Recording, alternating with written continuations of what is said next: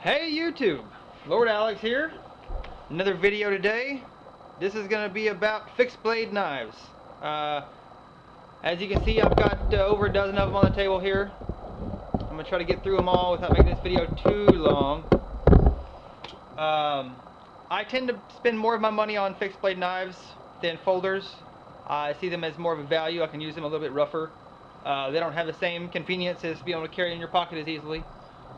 But I like fixed blade knives. So let's get started here. Over here on the left. Some of these you're going to recognize, some of them you're not. This is one of the Ka-Bar line of zombie killer knives. I've got several Ka-Bars here. I like Ka-Bars. They're usually pretty good. Okay, off the bat you see this is one of the Taiwan made knives. That's not a horrible thing. Ka-Bar keeps the quality control no matter where the knives are made. This is my favorite of the zombie killer line. It's got the kind of biohazard zombie killer logo here with Ka-Bar. It's got the green scales, good grip, kind of strange but good grip.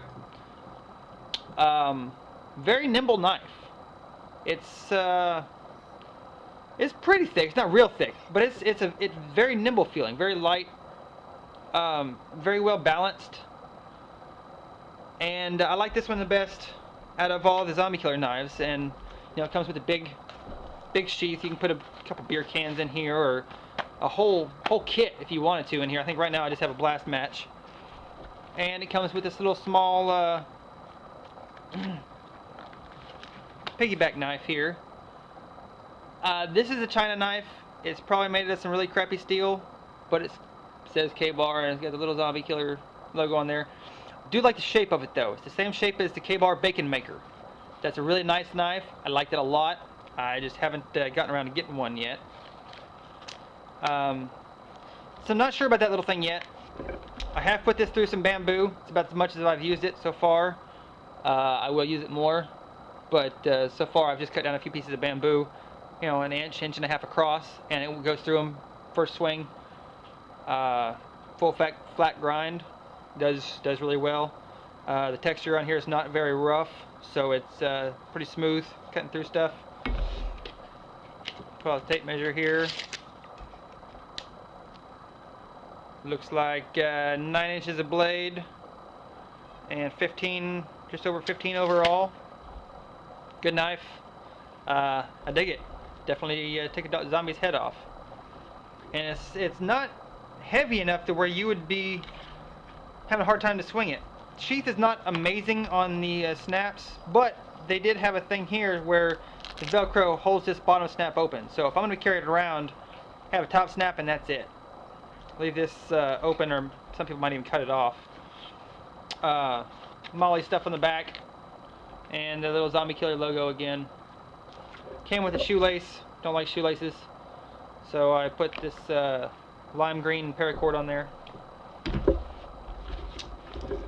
Here's another Ka-Bar. This is a large heavy bowie. This is my go-to camping knife.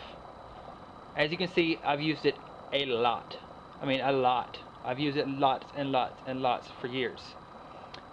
You notice this is another one of the Taiwan Ka-Bars, but that's okay because the quality is still here. This thing has got a thicker blade on it. I think this is probably closer to 1/4 inch here. The blade length is almost the same. It's got about 8 inches of sharpened blade, 9 inches overall blade, I guess, and 14.5 inches long. This has got some heft to it. It's still not extremely heavy, but it's got some heft. I'll probably make some more videos of each one of these knives individually. I'm having to rush through them a little bit, so I don't make this video extremely long. But I have batoned and hacked and done everything. I've split firewood sized logs with this, and the only problem I've ever come into with it is there's a very small bend right here in the edge, and you wouldn't even know it unless you ran your finger across the edge. You can't see it by looking at it. And this knife holds an edge very well, and it's very sharp right now. I'm not going to play with it too much. Sheath is alright, not amazing. I need to put some oil on this leather here. But one thing I do like is these snaps have swivels on them. So if you have them both snapped like that, you can break them both off at the same time when it's on your belt. I do have a bad time of forgetting to put the lanyard on my wrist and hacking through it. Happens.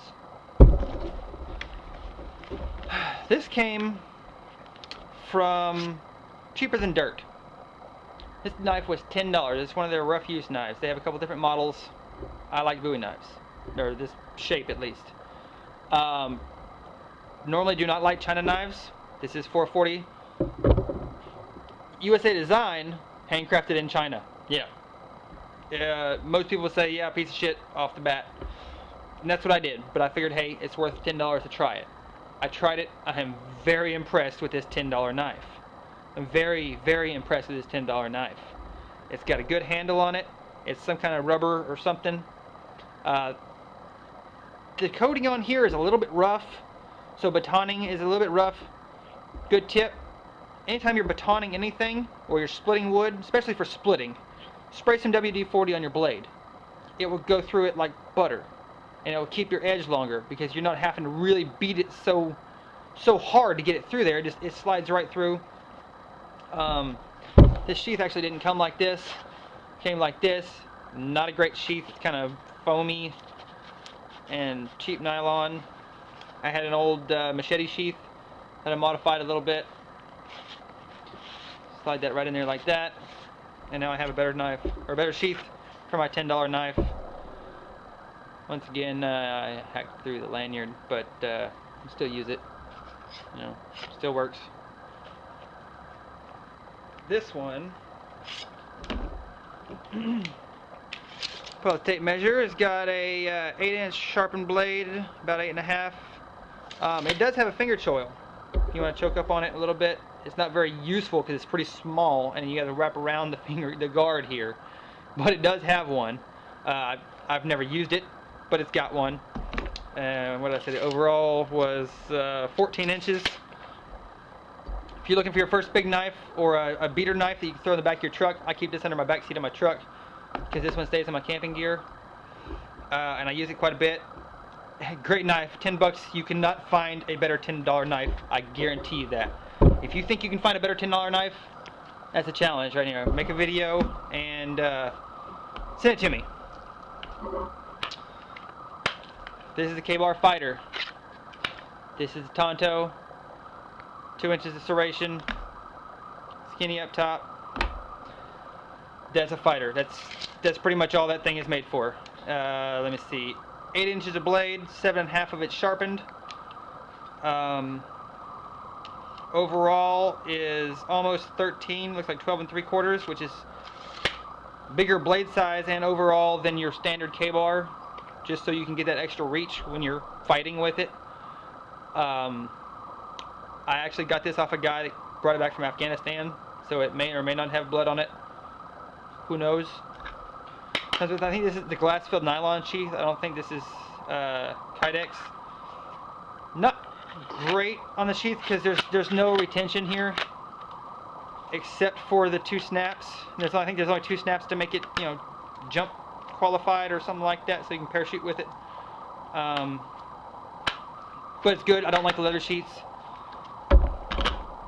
It does have the loop here, and little bit here if you want to hang it differently, and of course all the different little holes to hang it from molly gear or whatever. This is a short carry bar.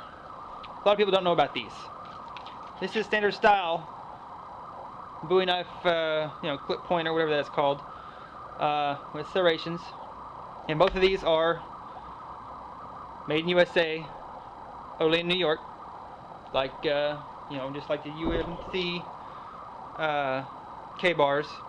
I do prefer these, what are they, Kraton handles, and I believe this one is the Kydex sheath. It has much better retention on it. It's got a snap. It doesn't go anywhere. You actually have to release it here with your thumb off the guard. And this knife, if I wanted to, I could actually carry in Texas. Texas has a 5.5-inch rule, and this one comes up at 5¼ inches total overall blade, not just the sharpened. It's only about 5 inches sharpened, and 9½ overall length. So if I really wanted to, I could actually carry this on my belt here in Texas. This is the Cold Steel Bushman. I actually haven't had a chance to use this one much. Really cool idea, got it cheap. Sheath sucks. Sheath sucks bad. As a matter of fact, I think I broke the plastic setting up for this. Oh, it's cracking some more now. There's plastic inside here, and it's broken now. I'm setting up for this video. Cool idea. Handle's hollow. It's all one piece. You can turn it into a spear, shave down a piece of wood, stick it in here. Got a pig sticker or a whatever sticker.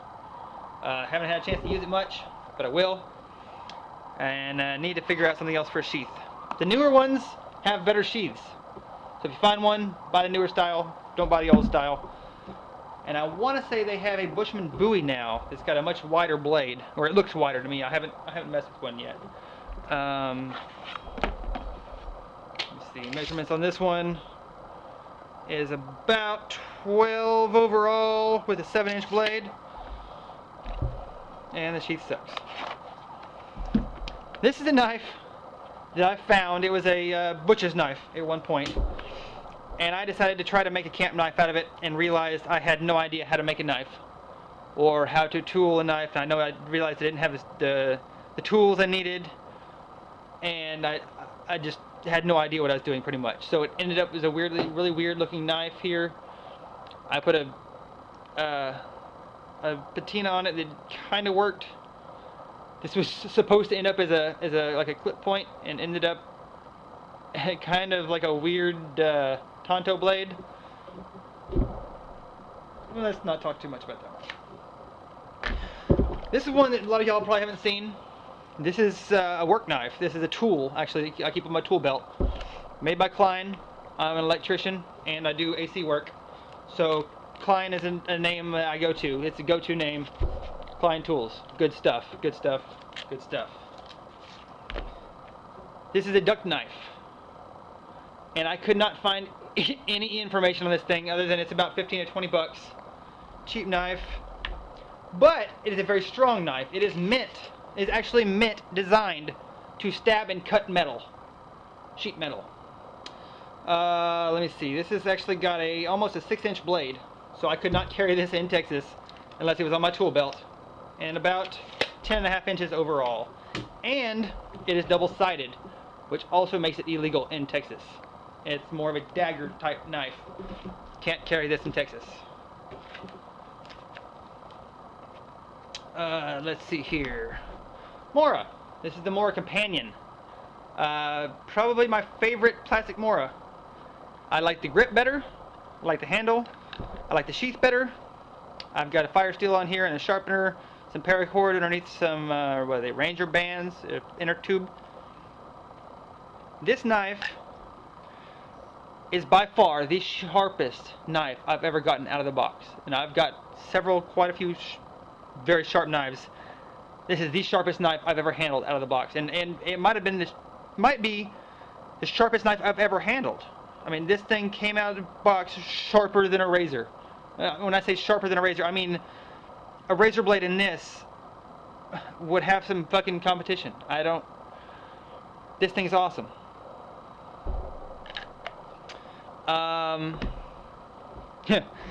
This is a toy I bought when I was a kid. China knife, but it looks really cool. It's got really sharp little spikes on it. I think this was made after the man, who was in that movie? It was the movie Cobra. The bad guy had a knife like this. I don't know if it was Sylvester Stallone or someone like that. If you know, put something in the comments. I'm not going to talk much about it. It's not good for anything except punching somebody in the face with it. Let me see. This is a Taylor Cutlery little hawk bill. It says Smith & Wesson HRT. I doubt it. I paid $3 for this knife. I liked it. I bought it. It was worth $3. I think this is a knockoff. The real knife like this probably costs about $50. But for a knife like this, I don't need a $50 knife. That's going to be like a one-time use thing if I have to cut somebody open with it. I don't plan on cutting anybody open, so I probably won't use it. This, paid $4 for, and it's worth $4. I bought it at a truck stop. I throw it in the bed of my truck and let it rattle around back there. If I need to cut a piece of rope real fast and it's back there, I grab it, and that's all it's good for. Old timer Schrade. Somebody gave me this knife. It was horribly ate up. It still doesn't have much of an edge on it. If I'm going camping, someone doesn't have a knife, I toss them this. Say, here, now you have at least a knife. A lot of times I give them this thing, let them use that if they need a bigger knife or something. But most of the people I hang out with have no idea how to use a knife. This is an old army or military mess kit knife. Keep it in the door of my truck just for odds and ends. Then there's this thing. I actually found this. Not sure what kind of knife it is, who made it. The sheath was busted open. I sewed it back together. Never seen another knife like this before. It's a fixed blade knife, or it wouldn't be in this video. But it also has a slip joint blade in it, which is so tight I can't even open it. This thing here, let's see, I'm going to use my good old Skele-Tool, got it on me all the time. Oh, open that up. And I think one of the reasons it's so hard is because this blade is actually part of the lock of the slip joint. I don't know if you can see that or not. If you know who makes this, it says Stainless Pakistan, so it might be a piece of shit. But if this is, it looks pretty cool to me. I found it somewhere. So, if you know anything about this, let me know. And that's my fixed blade knifing video. I guess do the whole YouTube thing. Rate, comment, subscribe, thumbs up, all that fun stuff. And I'll have more videos out shortly. As a matter of fact, I think later tonight I'm going to make a video on knife sharpeners. Which ones to use, which ones not to use, and which ones to throw away. Do not buy them. That comes later. Thanks for watching. Thumbs up.